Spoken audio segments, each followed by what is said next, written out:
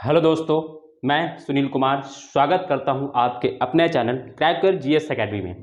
दोस्तों, हम यहां पर जीएस का अध्ययन कर रहे हैं। जीएस के अंतर्गत हम लोगों ने दोस्तों मेडीवल हिस्ट्री यानी मध्यकालीन भारत के इतिहास को पढ़ना शुरू किया था, जिसमें दोस्तों हम लोगों ने दिल्ली सल्तनत को कर लिया है, यानी सिंध पर अरबों के हमले से लेकर दिल्ली सल्तनत को कर चुके हैं हम लोगों ने। देन फिर क्या हुआ, मुगल साम्राज्य शुरू किया था, जिसमें हम लोगों ने लास्ट क्लासेस में यानी दोस्तों हम लोग ने पिछली 2 क्लासेस में हमने पहले बाबर देखा, यानी जिसको मुगल वंश का संस्थापक कहा जाता, उसके बारे में हमने अध्ययन किया। एक क्लास पूरी पढ़ी हुई 40 मिनट की। फिर हमने हुमायूं के बारे में पढ़ा कल, और फिर आज जो है हुमायूं के बाद क्या होता है, हुमायूं के बाद क्या होता है, मुगल वंश की जो है वो ब्रेक हो जाता है। यानी मुगल वंश क्या हो, एक निरंतर शासन करने वाला भारत पर शासन करने वाला वंश नहीं था। क्यों? क्योंकि इसमें क्या हुए, बीच में निरंतरता स्टॉप हो गई। कैसे? शेर शाह सूरी ने क्या कर लिया था, दिल्ली पर कब्जा, है ना। तो दिल्ली सूर वंश का 15 वंशों तक शासक रहा। तो आज हम लोग दोस्तों हुमायूं को कल हम लोग किए, तो हुमायूं के बाद एक टॉपिक बीच में आता है मध्यकालीन भारत में, शेर शाह सूरी। तो शेर शाह सूरी से संबंधित यानी सूर वंश के बारे में आज हम लोग अध्ययन करेंगे, ठीक है। देन इसके बाद फिर हम लोग फिर मुगल वंश को आगे कंटिन्यू करेंगे, जब अकबर क्या करता है, पानीपत के द्वितीय युद्ध में यानी 1556 में हेमचंद्र को हराकर फिर से क्या होता है, दिल्ली में मुगल वंश की स्थापना करता है। फिर इस तरीके से हम इसको अध्ययन करेंगे, ठीक है। तो चलिए, तो आज हमारा जो टॉपिक है आपको समझ में आ गया होगा कि हम लोग क्यों दूसरे बीच में ब्रेक कर रहे हैं। तो आज हम लोग बात करेंगे दोस्तों सूर वंश की, जिसमें दोस्तों शेर शाह सूरी इस वंश का संस्थापक होता है, ठीक है। तो हम लोग बात करेंगे इस चीज की। तो दोस्तों, मैं पहले इसको शुरू करने से पहले आपसे बता दूं, जो भी मेरी चैनल पर नया है उसका मेरी स्वागत है, और दोस्तों जो बने हैं उनके लिए धन्यवाद दोस्तों। और जो मेरे चैनल पर पहली बार आए हैं दोस्तों, उनको बता दूं, यहां पे मैं जो भी चीजें कराऊंगा आपको साथ साथ नोट्स करते चलना है, आपका खुद से नोट बन जाएगा, ठीक है। दूसरी चीज दोस्तों, जिन्होंने अभी तक चैनल को सब्सक्राइब नहीं किया है वो चैनल को सब्सक्राइब कर लें, और वीडियो को लाइक कमेंट कर दें अगर आपको समझ। और देखिए, आप वीडियो को पूरी देखिएगा, मेरा आपसे ये निवेदन है, ठीक है। तो चलिए हम लोग टॉपिक शुरू करते हैं, ज्यादा बात ना करके। टॉपिक की अगर हम चर्चा करते हैं दोस्तों, तो हमारा आज का टॉपिक है सूरवंश। सूरवंश ये दोस्तों 15 वर्षों तक शासन करता है। 1540 में क्या होता है दोस्तों, बिलग्राम के युद्ध में शेर शाह सूरी जो है हुमायूं को हरा देता है, और फिर क्या करता है, दिल्ली पर सूरवंश की स्थापना हो जाती। तो 1540 से 1555 ईस्वी तक ये शासन करते हैं। और फिर क्या होता है, हुमायूं ही इस वंश की समाप्ति, इस वंश को दिल्ली मतलब मच्छीवाड़ा के युद्ध में हरा देता है, और फिर क्या होता है, फिर से मुगल वंश की स्थापना करता है आगरा से, ठीक है। तो ये बात हमारी हो गई। तो ये हो गई। इसमें हम लोग क्या क्या पढ़ेंगे दोस्तों, हम लोग बात करेंगे दोस्तों सूरवंश में सबसे ज्यादा इंपॉर्टेंट है शेर शाह सूरी, इसी के बारे में हम लोग अध्ययन करेंगे।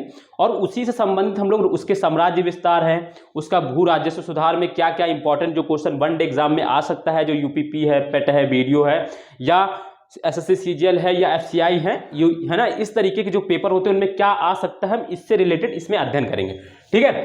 तो हम बात करते हैं दोस्तों सूरवंश में। दोस्तों, सूरवंश का संस्थापक कौन था, मैं पहले ही आपको बता देता हूं। पहला ही पॉइंट मेरा क्या है, सूरवंश का संस्थापक क्या कौन है दोस्तों।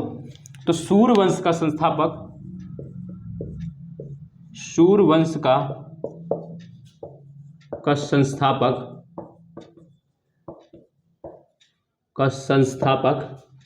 शेर शाह सूरी है।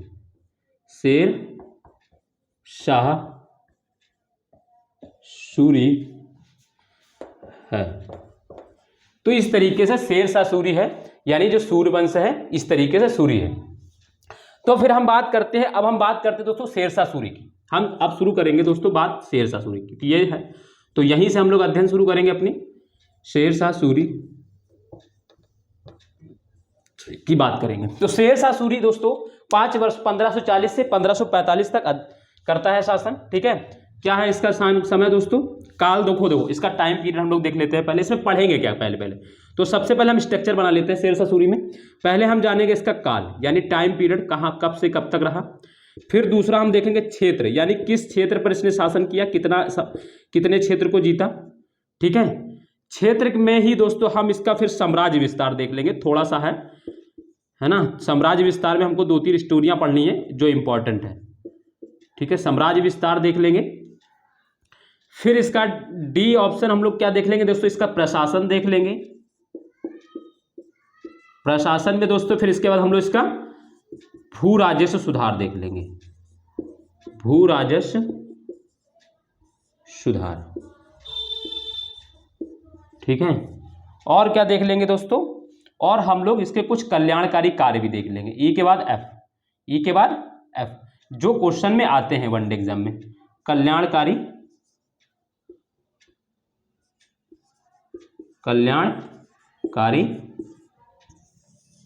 कार्य। ठीक है, ये चीज हम लोग इसमें अध्ययन करेंगे। तो दोस्तों देखो, साम्राज्य विस्तार के तहत आप लोग स्ट्रक्चर पहले बनाइए, मैं फिर आपको बताता हूं। साम्राज्य विस्तार के तहत हम लोग इसमें पढ़ेंगे रायसेन का किला, इंपॉर्टेंट है क्योंकि यहां से क्वेश्चन आता पूछा जा सकता है। रायसेन का किला से एक स्टोरी बनेगी। और फिर दूसरा क्या है, मारवाड़ का क्षेत्र जो है, मारवाड़। ठीक है, तो इनको हम लोग अध्ययन करेंगे। ठीक है, काल में अगर हम बात करें, अब हम शुरू करते हैं एक एक। अब आप लोग ने, मैंने आपको स्ट्रक्चर बना दिया कि हमको इसमें क्या क्या पढ़ना है। भू राजस्व के तहत हमको 2-3 चीजें देखनी रहेगी कि इसने भू राजस्व की क्या पद्धति शुरू की थी। पद्धति मतलब, ठीक है, पद्धति मतलब कि इसने जो भूमि की नपाई के लिए क्या व्यवस्था की थी, या इसका कर का व्यवस्था कैसी थी, या भूमि की उपजाऊ बनाने के लिए इसने कुछ किया था कि नहीं किया था, इन सब चीजों के बारे में हम लोग देखेंगे। ठीक है, फिर जैसे अगर हम बात करें प्रशासन में, तो प्रशासन के मामले में या भू राजस्व सुधार के मामले में इसको क्या कहा जाता है, अकबर का अग्रदूत कहा जाता है। ये है ना, ये याद रखना आपको। इसमें एक पॉइंट और लिख लो, ई के एफ के बाद जी, पूछा जाए अगर डायरेक्ट इसको अलग से लिख लो। इससे अकबर का अग्रगामी, इसे अकबर का अग्रगामी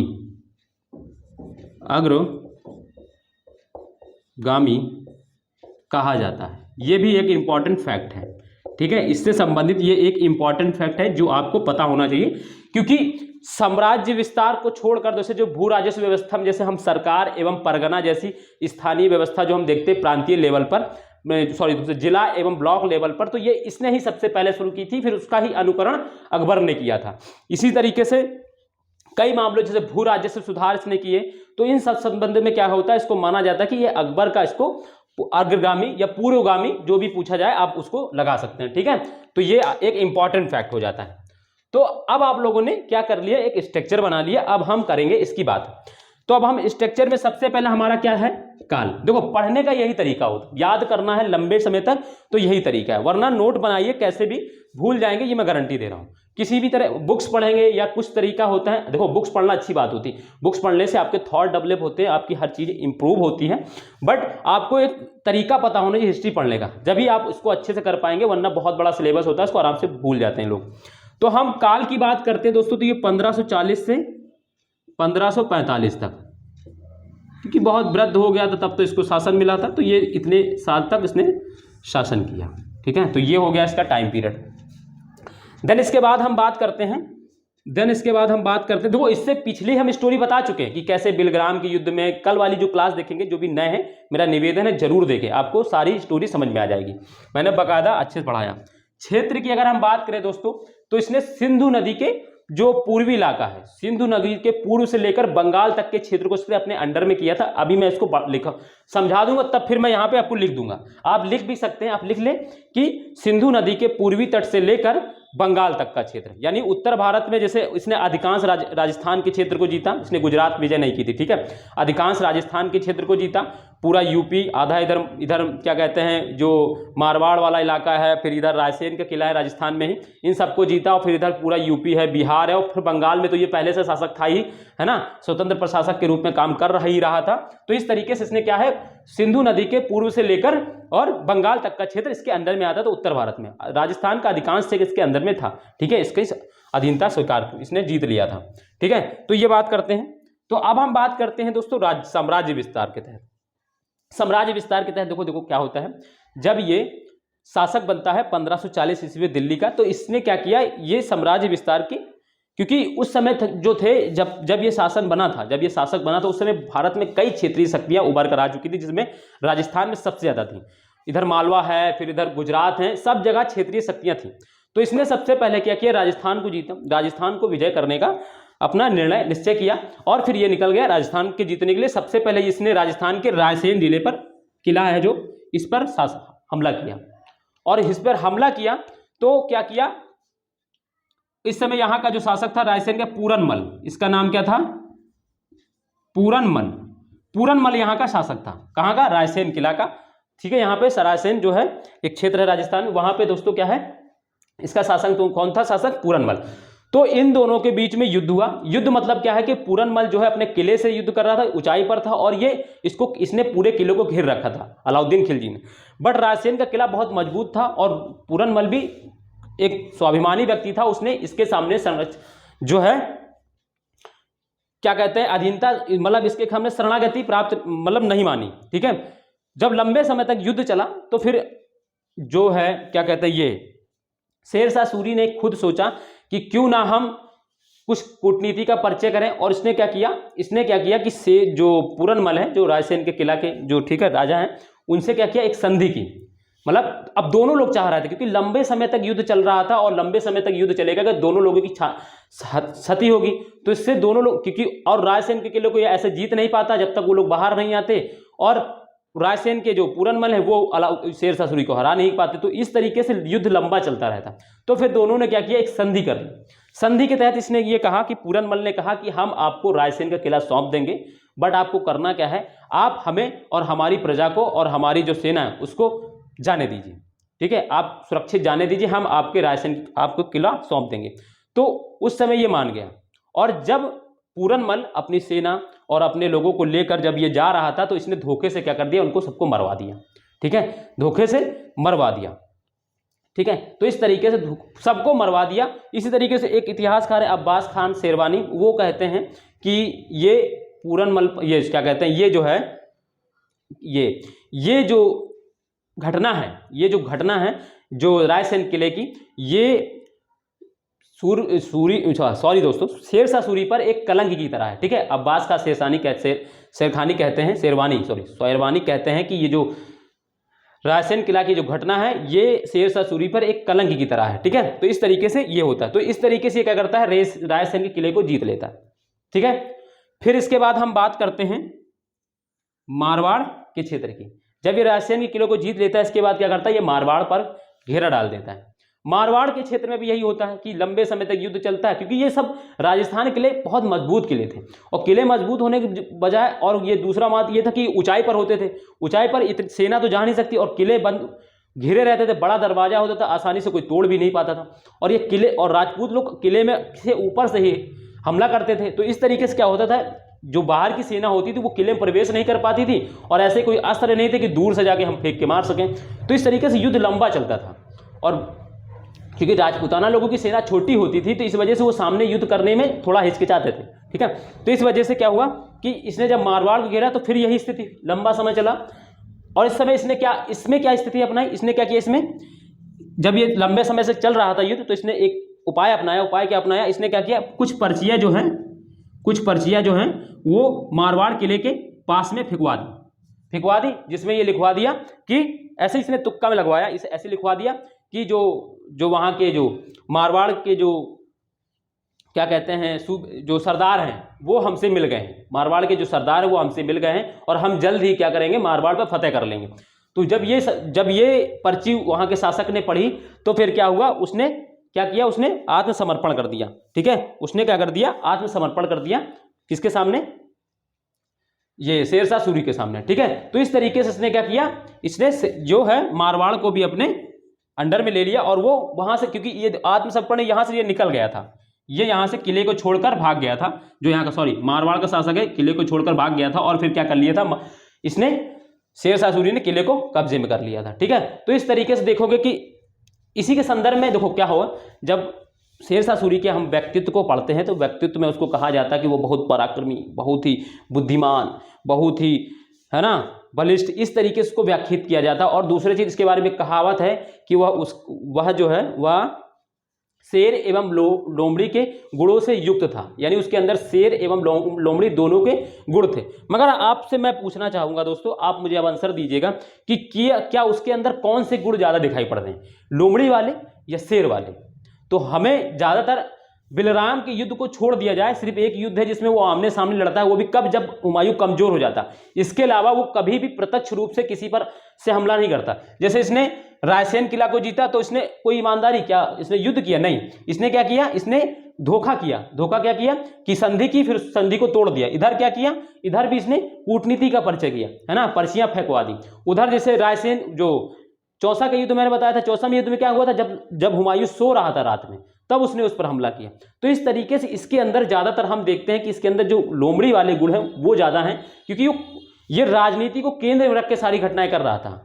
ठीक है, कि ऐन कायन प्रकरण कैसे भी हमको एक राज्य विस्तार करना है, वो कैसी भी स्थिति रहे। तो ये एक व्यवहारिक राजनीति है ना, एक व्यवहारिक राजा था। ठीक है, तो इस तरीके से वो उसने, तो हम कह सकते हैं कि इसके अंदर लोमड़ी के गुण ज्यादा थे, शेर के कम। अगर कभी आपसे इस तरीके क्वेश्चन पूछा जाए तो आप इन्हीं सब घटनाओं को आप व्याख्यात करके और फिर निष्कर्ष में ये दे सकते हैं। ठीक है, तो इस तरीके से आपका हो जाएगा ये, तो आपको समझ में आ गई। फिर इसके बाद ये पंजाब के थोड़े से इलाके और सिंधु नदी के आसपास के इलाके को जीतता है, और फिर क्या होता है, ये इसका साम्राज्य विस्तार हो जाता है। तो इस तरीके से हम देख रहे हैं कि रायसेन किला एवं मारवाड़ को किस तरीके जीता, मैंने ये बता दिया आपको। साम्राज्य विस्तार की बात हो गई। तो अब आपने लिख लिया होगा इसमें कि सिंधु नदी से लेकर, सिंधु नदी के पूर्व से लेकर कहां तक दोस्तों, बंगाल तक के क्षेत्र पर इसका साम्राज्य था। तो मैंने ये चीजें जो बता दी हैं, तो मैं अब इसको क्या करूंगा, ठीक है दोस्तों, तो मैं इसको मिटा रहा हूं, जो मैं बता चुका हूं मैं इसको मिटा रहा हूं। ठीक है, क्योंकि फिर मैं इसमें और भी चीजें मुझे जो बतानी,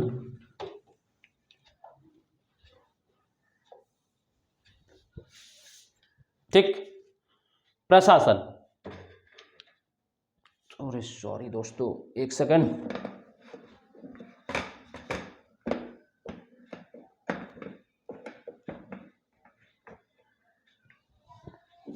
ठीक है दोस्तों, तो समझ में आ गया होगा। प्रशासन में दोस्तों हम लोग क्या काम करेंगे, प्रशासन में हम लोग देखेंगे कि इसने क्या किया था, इसने प्रशासन को, इसने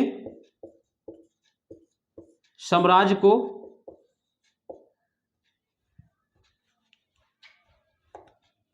क्या किया था, साम्राज्य को इसने, लिखते चलना है प्रशासन में, पहला हेडिंग, इसने साम्राज्य को इक्ताओं में बांट दिया, इक्ताओं में बांट दिया, है ना। इक्ता व्यवस्था तो पहले चली आ रही थी, वही इक्ता है। ठीक है, फिर दूसरा क्या किया, इक्ता व्यवस्था को मजबूत किया, इक्ता व्यवस्था को मजबूत किया,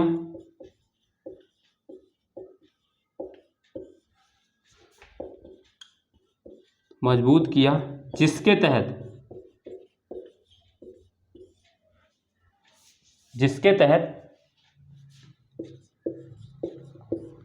सरकार, यानी दोस्तों जिला, सरकार मतलब जिला, एवं परगना, परगना मतलब ब्लॉक, परगना मतलब ब्लॉक,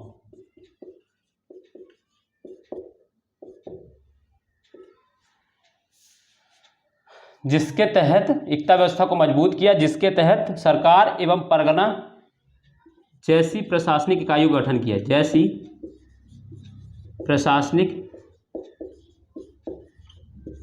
इकाइयों का पहली बार गठन किया। याद रखना है, इसी ने पहली बार सरकार एवं परगना जैसी व्यवस्था को लाया था। ये सरकार एवं परगना आपको अकबर के काल में भी देखने लगेगी, तो अकबर नहीं लेके आया था, इसको कौन लेकर आया था, शेर शाह सूरी। ये याद रखना है, जैसी प्रशासनिक इकाइयों का पहली बार गठन किया, का गठन किया। ठीक है, ये किया। और इसने क्या किया, इसी में मैं आगे इधर लिख देता हूं।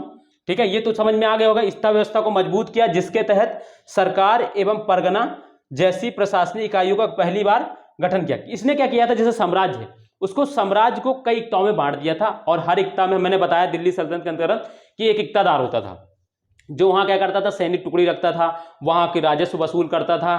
ठीक है, फिर वहां पे क्या करता था, वहां का प्रशासनिक व्यवस्था देखता था, और जो बचता था वो किसके पास पहुंचाता था, राजा के पास। ये मैं सब चीजें पीछे बता चुका हूं।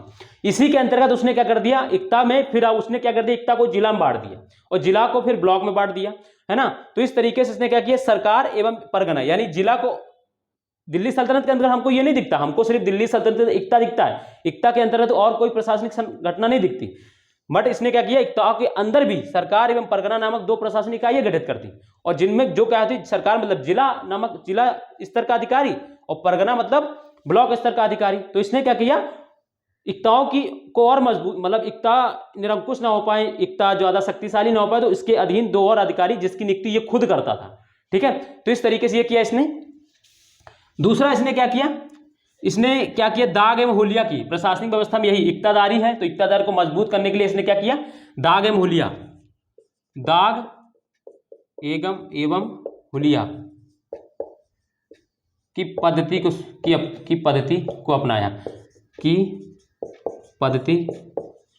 अपनाया।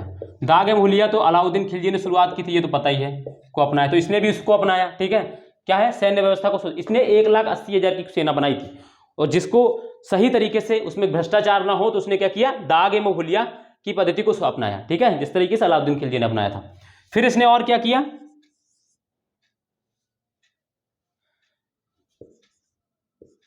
इसने स्थानीय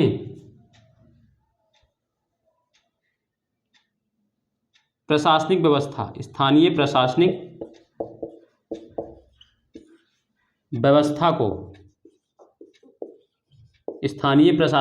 को पहली बार उत्तरदायी ठहराया। इसका मतलब मैं समझा रहा हूं, को पहली बार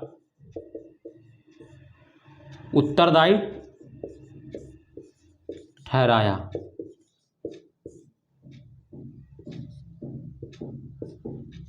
बात इसको समझना है, इसको समझाएंगे। मैं पहले ये सब तो समझ में आ गया, ये सारी पॉइंट, मैं इस पॉइंट को समझाता हूं आपको। इसने स्थानीय प्रशासनिक व्यवस्था को पहली बार उत्तरदायी सॉरी दोस्तों, उत्तरदायी ठहराया। इसका क्या मतलब है, देखो क्या था कि इसने क्या कर दिया, इसने प्रशासन ग्राम स्तर पर यानी स्थानीय स्तर पर भी एक अधिकारी को नियुक्त किया जो सरकारी अधिकारी होता था, और उससे इसने कहा कि जो भी अपराध होते हैं वो ज्यादातर स्थानीय अधिकारी जो स्तर के लोग होते हैं वही अपराध करते हैं।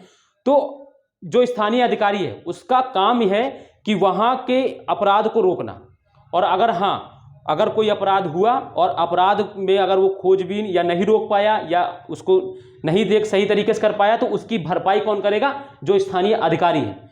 तो इस तरीके से स्थानीय अधिकारी को उसने क्या कर दिया, जिम्मेदारी दे दी, एक तरीके उत्तरदायित्व दे दिया कि स्थानीय अधिकार स्तर पर अगर कोई भी जुर्म होता है, कोई भी अपराध होता है तो वो स्थानीय स्तर के लोग करते हैं, और अगर उस अपराध को अगर स्थानीय अधिकारी नहीं रोक पाया तो उस अपराध की जो क्षतिपूर्ति होगी वो स्थानीय अधिकारी करेगा।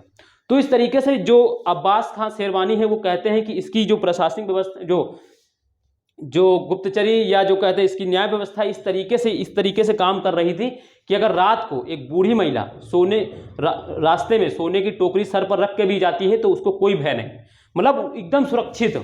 कोई अधिकारी क्योंकि एकदम सचेत रहते थे प्रशासन, ये जो स्थानीय अधिकारी रहते थे, क्योंकि उनको क्षति करनी पड़ेगी अगर कुछ हुआ तो इस तरीके से इसने पहली बार ये काम किया था। ठीक है, तो ये चीज़ आपको समझ में आ गई होगी। ठीक, इसके बाद हम लोग प्रशासन को खत्म करते हैं यहीं पर। जो चीज़ें प्रशासन से इंपॉर्टेंट थी वो मैंने बताई आपको मैंने जितनी बात बताई नहीं, जिस सब क्वेश्चन पूछा जाता कि ये जो स्थानीय प्रशासनिक व्यवस्था को पहली बार कौन उत्तरदायी ठहराया, तो याद रखना है कि जो कौन है, शेरशाह सूरी। फिर इसमें पूछा जाता कि सरकार एवं परगना जैसी व्यवस्था, ये प्रशासनिक व्यवस्था की प्रशासनिक आयु का गठन किसने किया था, तो पहली बार तो बताना चाहिए। ठीक है, कौन है, शेरशाह सूरी। तो इस तरीके से आपको पता होना चाहिए। तो ये हो गया दोस्तों। ठीक है, फिर इसके बाद हम बात करते हैं और क्या चीज है दोस्तों, भू राजस्व व्यवस्था। भू राजस्व व्यवस्था में आपको 3 चीजों से तुलना करके बताऊंगा, 3 चीजों से तुलना करके बताऊंगा। एक तो दोस्तों भू राजस्व व्यवस्था प्रशासन हो गया, इसमें मैं आपको 3 चीजों से तुलना करके बताऊंगा, 3 लोगों से। पहला है दोस्तों अलाउद्दीन खिलजी, एक लिख दे रहा हूं मैं तो आप समझ जाएगा, अलाउद्दीन खिलजी। दूसरा है दोस्तों शेरशाह सूरी,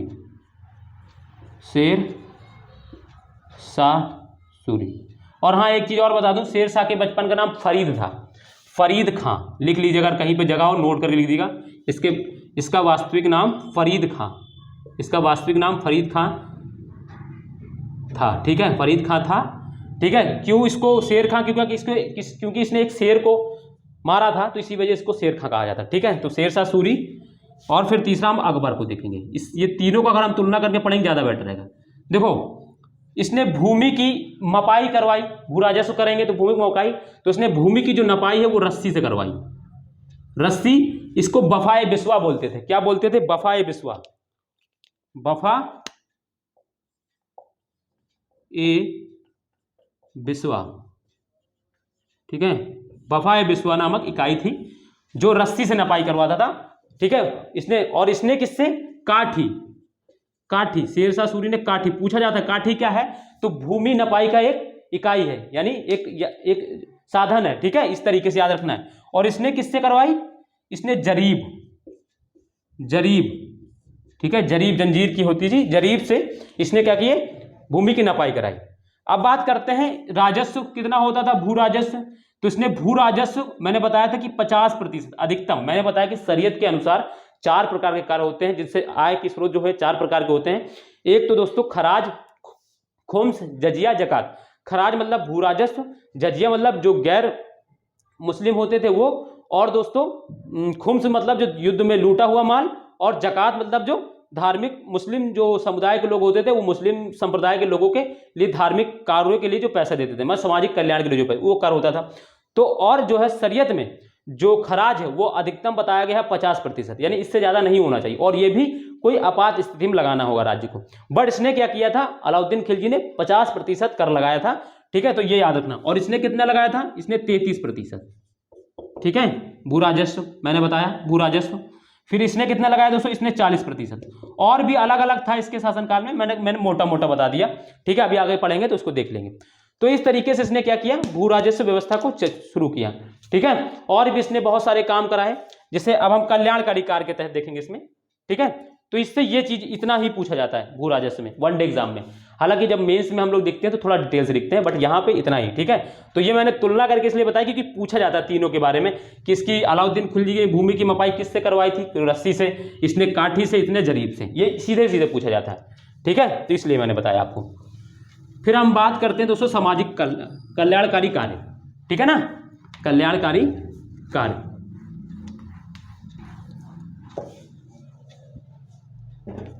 क्या है? अब हम दोस्तों इसके कल्याणकारी कार्य कौन कौन से हैं उसको देख लेते थोड़ा सा।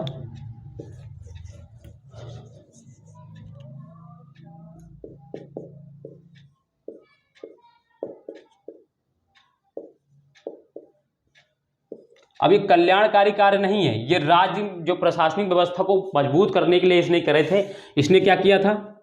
गुप्तचरी व्यवस्था को मजबूत करने के लिए और जो है प्रशासनिक व्यवस्था को मजबूत करने के लिए 1700 सराय बनवाए, 1700 सरायों का निर्माण कराया, सरायों का निर्माण करवाया। ये कल्याणकारी कार्य तो नहीं कह सकते इनको, का निर्माण करवाया। इससे क्या हुआ? इससे जो व्यापारी है, जो व्यापार को बढ़ावा मिला। क्यों? क्योंकि रास्ते में जगह जगह पे सराय बने हुए हैं, तो लोगों को रुकने की व्यवस्था है, वहां पे प्रशासनिक अधिकारी लोग रुक रहे हैं, रातों रात चौकसी बढ़ा दी उन्होंने। तो इस तरीके से क्या होता था कि लोगों का जान माल की क्षति कम होती थी। इससे क्या हुआ कि राज्य में लोगों की विश्वसनीयता बढ़ी, किसमें? व्यापार करने में। तो व्यापार में इस तरीके से वृद्धि हुई इन सराय के निर्माण से, ठीक है। दूसरा, सड़कों का निर्माण कराया, का निर्माण करवाया, ठीक है। ये भी कल्याणकारी कार्य नहीं है बट कह सकते हैं, ठीक है। तीसरा, फिर इसने क्या किया? तीसरा और क्या किया इसने? सड़कों का निर्माण कराया, 1700 सरायों का निर्माण कराया, ठीक है। तो इस तरीके से इसने इस कुछ कार्य करेंगे, ठीक है। तो ये हम इसके कुछ कार्य हैं, ठीक है ना। और जैसे कि है ना, बस इतना ही इसके बारे में पढ़ते ही, और तो कुछ है भी नहीं। हाँ, इसके बारे में एक मैं चीज भूल गया था दोस्तों, एक चीज ये याद रखना है, प्रशासन के अंतर्गत नहीं, जब मैंने स्ट्रक्चर बनाया था तो इसका एक चीज याद रखना है, एक लिख लेना है नोट करके, बहुत इंपॉर्टेंट है, वेरी वेरी इंपॉर्टेंट करके नोट लिखना है। इसने रुपया नामक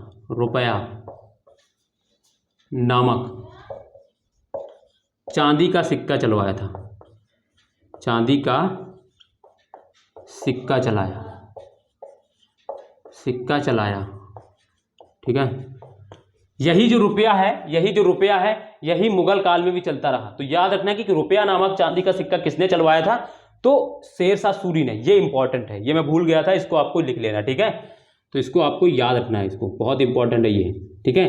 रुपया नामक चांदी का सिक्का किसने चलवाया था? तो शेरशाह सूरी ने चलवाया था, ठीक है। तो इस चीज को आपको याद रखना है, ठीक। तो दोस्तों इतना ही है इसके बारे में, और तो ज़्यादा कुछ है नहीं। इसकी गुप्तचरी व्यवस्था बहुत मजबूत हो गई थी सराय बनवाने से। क्या हुआ था फिर, इसका प्रशासन अच्छे से, इसकी यहाँ न्याय व्यवस्था अच्छी हो गई थी।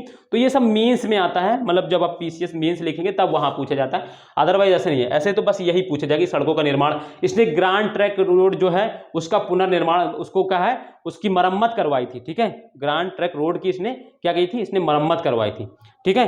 तो इस तरीके से ये हमारा दोस्तों शेरशाह सूरी का जो टॉपिक है वो समाप्त होता है, ठीक है। तो फिर हम लोग बात करेंगे अब आगे कल अगले टॉपिक के साथ, और आज हम लोग दोस्तों यही तक करते हैं, ठीक है दोस्तों।